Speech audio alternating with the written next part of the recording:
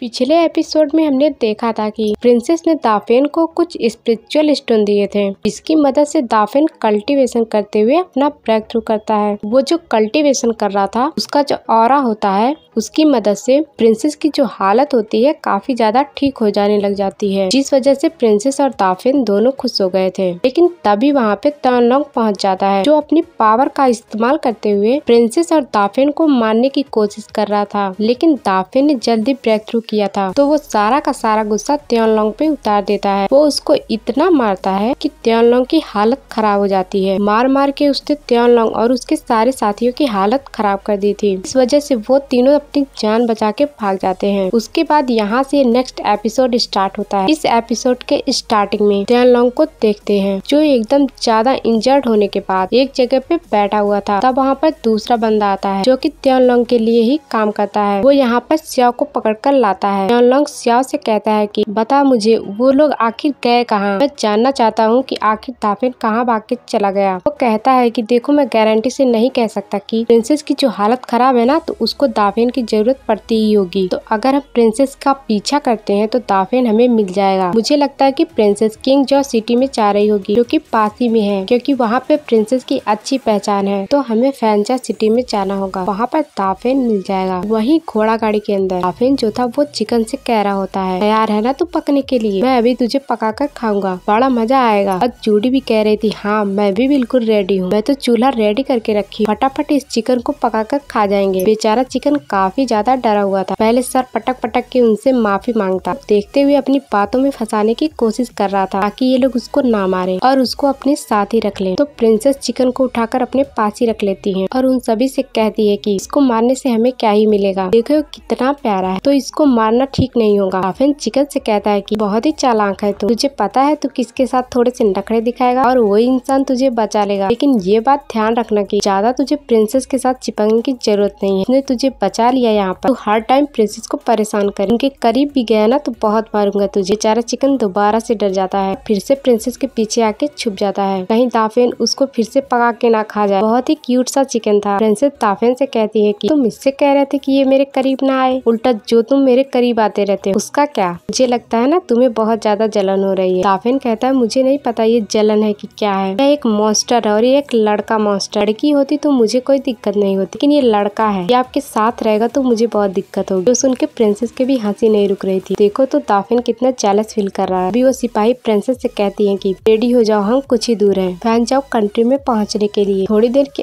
अंदर हम फैंजाओ कंट्री में पहुँच जाएंगे। जिसके बाद सब फैंजाओ कंट्री में पहुँच चुके थे। यहाँ पे प्रिंसेस के कुछ रिलेटिव रहते थे। ऐसे ही प्रिंसेस यहाँ पर आई थी तभी उसको ग्रीट करना शुरू कर देते। प्रिंसेस आप यहाँ पर कुछ काम था क्या हमसे? तो प्रिंसेस कहती है देखो वैसे काम तो नहीं था, मैं कुछ और वजह से यहाँ पर आई हुई हूँ। यहाँ पास का कोई गांव का लीडर है, उसका नाम गांव है, उसने मुझे काफी ज्यादा परेशान करके रखा है। मैं चाहती हूँ कि तुम लोग जाओ और गांव को पकड़ के लाओ। याद रखना वो मरा हुआ नहीं चाहिए, वो मुझे जिंदा चाहिए। मैं उससे पूछना चाहती हूँ कि मैंने उसकी हमेशा से मदद की है, लेकिन तब भी वो मेरे खिलाफ क्यों गया? जाओ और उसको जिंदा पकड़ के लाओ। जिस पे बाकी सारे लोग कहते प्रिंसेस आप बेफिक्र रहो, हम लोग जाएंगे और उस गांव को आपके पास पकड़ के लाएंगे। इसके बाद प्रिंसेस कमरे में आकर अपना मेकअप करने लगती है। वो आराम से थोड़ा टाइम बिता रही थी। अभी वहाँ पर जूडी आकर प्रिंसेस से कहती आपकी वो जो बुद्धा टेक्निक वाली किताब थी वो कहाँ है? मैं वो किताब देख ही नहीं पा रही, मुझे वो किताब चाहिए। तो प्रिंसेस कहती अरे मैंने तो उसको दाफेन को दे दिया, उसका कुछ इस्तेमाल हो जाएगा तो अच्छी बात है ना, तो इसलिए मैंने उसे उठाकर दाफेन को दे दिया। सुनकर जूडी कहती आप ऐसा कैसे कर सकती हैं? वो बुद्धा टेक्निक की किताब कितनी ज्यादा कमाल की थी, आपने उसे ऐसे ही दाफेन को दे दिया। आप कितना ज्यादा मेहरबानी करेंगे दाफेन के ऊपर। ऐसा लग रहा था जूडी को किताब चाहिए थी, लेकिन वो किताब उसको नहीं मिल सकती क्योंकि दाफेन उसको दे नहीं से रहा। वो कभी भी जूडी को कुछ नहीं देगा। तो वहीं दाफेन जो था उसी किताब को पढ़ रहा था। वहाँ पर वो चिकन भी पहुँच जाता है। वो अजीब तरह से चिल्लाते हुए दाफेन से ये कह रहा था कि मुझे वो किताब दे दो। तो दाफेन कहता है ये तुम क्या करेगा इस किताब का? वैसे भी तू कितना अजीब इंसान है, अजीब सा चिकन है, अजीब सी आवाज निकालता है। अच्छा बता तू है क्या चीज? अच्छा चल फिर भी ठीक है, तुझे किताब चाहिए ना, मैं एक शर्त शर्त पर तुझे ये किताब दूंगा। ये शर्त ये है कि तुझे मुझसे फाइट करनी पड़ेगी और मुझे हराना पड़ेगा। अगर तू मुझे फाइट में हराता है तो इसके बदले ये किताब तेरी हो जाएगी। बोल, मेरी शर्त मंजूर है या फिर इस किताब को मैं अपने पास रख लूँ। उसके बाद वो जो चिकन होता है एक ही लात मार के दाफेन को उड़ाकर दूर फेंक देता है। दाफेन हैरान हो जाता है, अरे ये तो उंगली जितना बड़ा है और एक लात में मुझे उड़ाकर दूर फेंक दिया। नहीं छोड़ूंगा इसको मैंने नहीं सोचा था इतना खतरनाक अटैक पहली बार में कर देगा। तो दाफेन अगला वाला अटैक चिकन के ऊपर करते हुए उसको ताकत से घसीट कर एक पंच मार देता है। तो चिकन भी उड़कर दूर फेंका चुका था। ये देखकर चिकन को गुस्सा आ जाता है कि दाफेन ने उसको पंच कैसे मारा। तो वो दाफेन के सामने अपनी 7 कलर हेवनली फायर को एक्टिवेट कर लेता है, जो कि उसके सबसे खास टेक्निक है। करते हुए भी उसके साथ जितने भी हेवनली फायर की पावर थी वो सभी आपस में मिलना शुरू हो जाती है। उस वजह से बहुत ही भयंकर ऑरा क्रिएट हो चुका था। वो ऑरा अपनी पूरी पावर की मदद से ढक देता है। दाफेन हैरान था कि ये चिकन कर क्या रहा है, क्या करने वाला है ये मेरे साथ। मुझे इसके हर एक अटैक से बचने के लिए रेडी रहना पड़ेगा।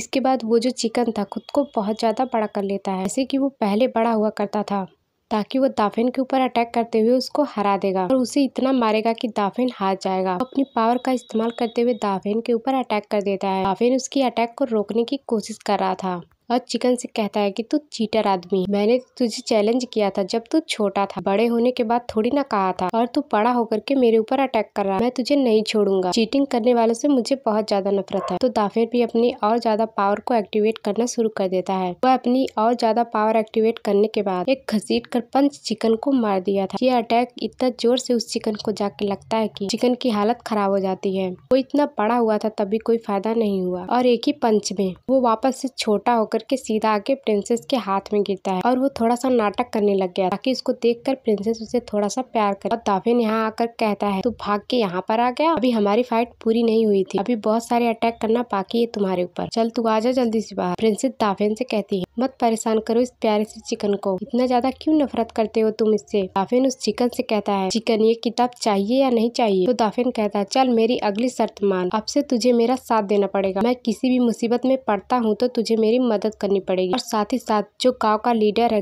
गांव है, उससे भी बदला लेने में मेरी मदद करनी पड़ेगी। आगे से तुझे हमेशा मेरे साथ ही रहना पड़ेगा। अगर ये सब तुझे मंजूर है तो ये किताब मैं तुझे दे देता हूँ। वो चिकन फट से उस किताब को अपने पास रख लेता है। वो दाफेन के इस शर्त पर हामी भर चुका था। फिर उसके बाद वो दाफेन का मजाक भी उड़ाना स्टार्ट कर देता है। दाफेन कहता है, रुक, तुझे मैं नहीं छोड़ूंगा। वो उसके पीछे भागने लग जाता है। ये लोग काफी टाइम तक आपस में मस्ती करने लग जाते हैं। थोड़ी देर के बाद वहाँ पर जनरल भी पहुँच जाता है, जो प्रिंसेस के लिए कुछ खबर लेकर आया था। कहता है, प्रिंसेस, हमें वो इंसान मिल गया जिसको आप ढूंढना चाह रही थी। हमने गाँव को पकड़ लिया है। इसके बाद गाँव को महल के अंदर लाया जाता है। गाँव को प्रिंसेस के सामने लाकर बैठा दिया गया था। प्रिंसेस कहती है गाँव से, गाँव तुम आखिर मेरे खिलाफ क्यों हुए? मैंने तो हमेशा तुम्हारी मदद की थी ना, कभी तुम्हारे साथ गलत करने के बारे में सोचा तक नहीं मैंने। गाँव जो होता है उसको डरते हुए बता रहा होता है कि देखिए प्रिंसेस, मैंने कभी भी गद्दारी करने की कोशिश नहीं की, लेकिन कुछ दिन पहले सियाब मेरे पास किलिंग ऑर्डर लेके आया था। ये किलिंग ऑर्डर मुझे देखने के बाद ये पता चला कि मुझे दाफिन को मारना है, न कि आपको मारना है और न ही आपको नुकसान पहुँचाना है। इस किलिंग ऑर्डर में दाफिन को मारने के बारे में लिखा था। मैंने आपको यहाँ बुलाया ताकि आपके साथ दाफिन भी आ जाए। उसके बाद हम लोग मिलकर दाफिन को मार डालेंगे। त्यानलोंग, स्याओ, बाकी सब लोग मिलकर दाफिन को मारना चाहते थे। मेन टारगेट वही है क्योंकि उसके पास कई तरह के टेक्निक और काफी सारे राज हैं। उसको मारने की प्लानिंग बनाई गई है। तो प्रिंसेस कहती है, वो किलिंग ऑर्डर दिखाओ, किसने तुम्हें किलिंग ऑर्डर भेजा था? कौन सा इतना बड़ा दुश्मन आ गया दाफिन का जो उसे मरा देखना चाहता है? उसके बाद गाँव जो होता है वो प्रिंसेस को किलिंग ऑर्डर दिखा देता है। उसको देखकर प्रिंसेस हैरान हो जाती है क्योंकि वह killing order purple garden sect से आया हुआ था। ये सेक्ट का जो क्वीन है वो वही इंसान जिसके बारे में दाफिन ने प्रिंसेस को बताया था कि मेरी एक बहन है जिसको ढूंढने के लिए मैं यहाँ पर आया हुआ हूँ। उसकी बहन असल में एक क्वीन है, वो पर्पल गार्डन सेट की क्वीन है। उसी ने एक पास किया था दाफिन को मारने का। प्रिंसेस एकदम हैरान हो जाती है कि आखिर ऐसा कैसे हुआ, यह कैसे हो सकता है। दाफिन कह रहा था कि वो उसकी बहन है तो वो उसको क्यों मारना चाहे, कि दोनों के अंदर कैसी दुश्मनी है। गाँव प्रिंसेस से कहता है कि देखिए वो जो क्वीन है ना, उसका ऑर्डर मैं कैसे नहीं मान सकता हूँ, वरना वो मुझे मार डालती। इस वजह से मैंने दाफिन को फंसाने की कोशिश की। आप प्लीज मुझे माफ कर दीजिए, मेरी कोई भी गलती नहीं है। प्रिंसेस उससे कहती है, ठीक है तुम जा सकते हो, लेकिन त्यानलोंग और पर्पल गार्डन वाले सेट को बता देना कि अगर आगे से वो दाफेन को कुछ भी करने की कोशिश करेंगे तो उससे पहले मेरा मुकाबला करना पड़ेगा। मैं भी तो देखूं आखिर उन लोगों के पास कितना ज्यादा जिगरा है। जाओ और त्योलोंग से ये बात कह दो। इसलिए गाओ जो था वहाँ से चला जाता है और वह बहुत ही ज्यादा खुश था और कहता है चलो मेरी जान बच गई। और जैसे ही वो घोड़ा गाड़ी के अंदर सवार हो रहा था वहाँ पर चिकन पहुँच जाता है, जो बड़े गुस्से में था कि उसी गाँव ने उसको कितने सालों से पिंजरे में कैद किया था। वो दहाड़ मार रहा होता ताकि गाँव को मार डाले। वो यहाँ आने के बाद घोड़ा गाड़ी को भी रोक दिया था ताकि वो गाँव को यहाँ से जाने ही ना दे, लेकिन वो कुछ अटैक कर पाता। वहाँ दाफेन आकर चिकन से कह रहा होता है, चिकन यहाँ पर लोगों को परेशान करना बंद कर दो। तुझे किसी भी मासूम इंसान को परेशान करने की जरूरत नहीं है, क्योंकि दाफेन ने नहीं देखा था कि घोड़ा गाड़ी के अंदर गाँव बैठा है। अगर उसको पता होता कि अंदर गाँव बैठा है तो वो खुद ही उसको मार डालेगा। लेकिन वो चिकन कुछ भी सुनने के लिए तैयार नहीं था। वो अपना स्ट्रॉन्ग वाला अटैक करते हुए जिस घोड़ा गाड़ी में गाँव जा रहा था उस घोड़ा गाड़ी को उड़ा देता है ताकि अंदर ही गाँव मारा जाए। लेकिन उसमें गाँव जो था वो बच चुका था, उसकी जान बच जाती है। वहाँ पर प्रिंसेस का एक सिपाही भी होता है। वो दोनों यहाँ पर दाफेन से कह रहे थे कि ये चिकन तुम्हारा ही है ना, इसको जरा समझाओ कि हमारे ऊपर अटैक ना करे। हम तो सीधा रास्ता पकड़कर यहाँ से जा रहे थे, लेकिन ये तो हमारे ऊपर अटैक कर रहा है। लेकिन जब दाफेन यहाँ पर गाँव को देखता है तो वो उससे कहता है, अरे गाँव तू है यहाँ पे? मुझे नहीं पता था कि इसके अंदर तू बैठा है। बड़े दिन हो गए तुझसे मिलने के लिए, अच्छा हुआ कि तू मिल गया। कुछ हिसाब बाकी है वो पूरा कर लेता हूँ। जो सीन दिखाते ही यह एपिसोड यहीं पर एंड हो जाता है।